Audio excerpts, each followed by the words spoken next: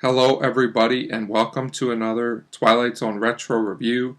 Thanks for joining me. Today it's a big one, Season 1, Episode 8, Time Enough at Last. Undoubtedly one of the most talked about, discussed, and famous Twilight Zones of all time, and also one of the most loved, starring Burgess Meredith as Henry Bemis.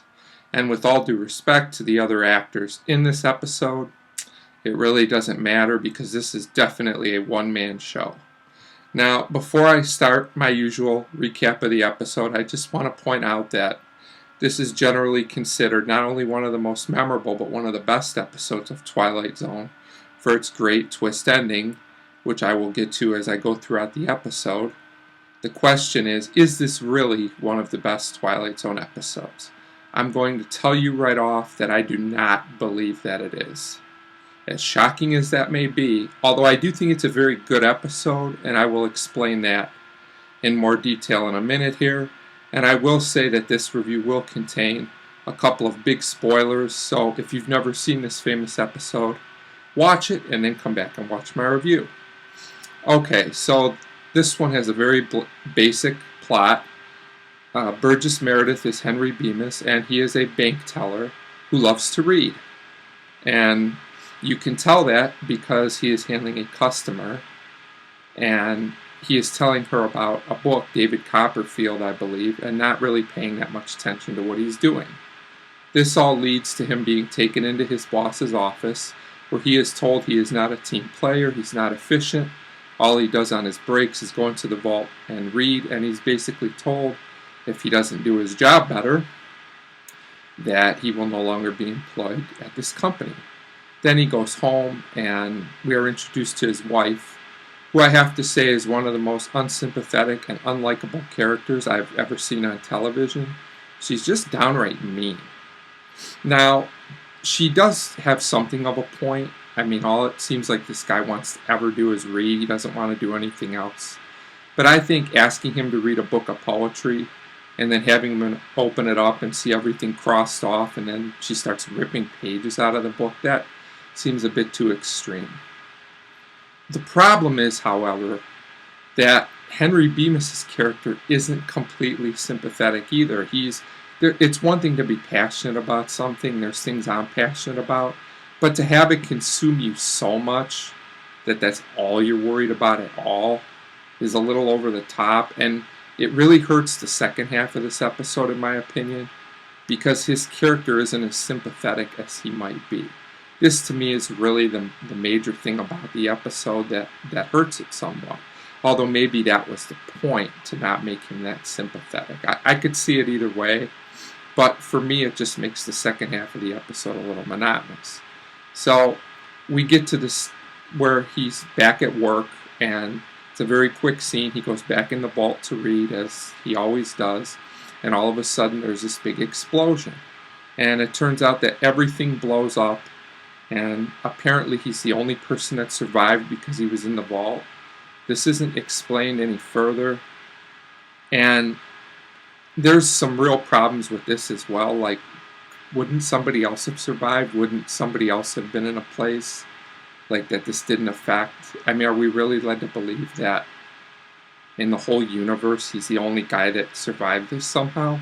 Or is that just in the little area he's in?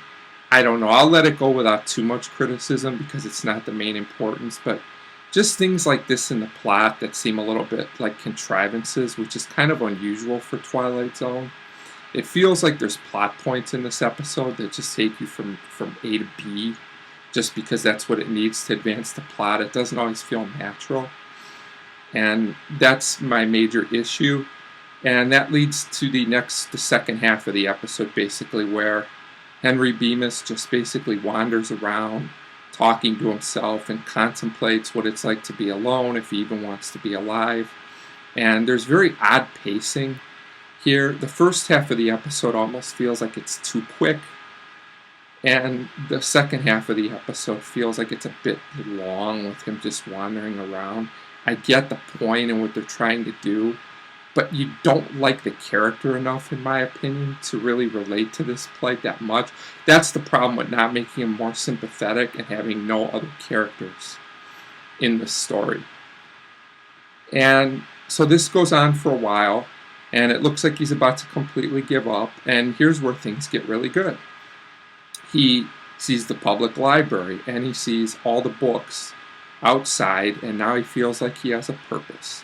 He figures he can just spend all this time reading. So he's really excited about this, and they show him lining up all the books that he's going to read. He has it all planned out for months, for years even. And then we get to the famous scene where the big spoiler alert comes in. His glasses break. Now, I know I've been a little harsh on this episode considering how great it's considered, but I have to say this is a perfect example of why Rod Serling was so good.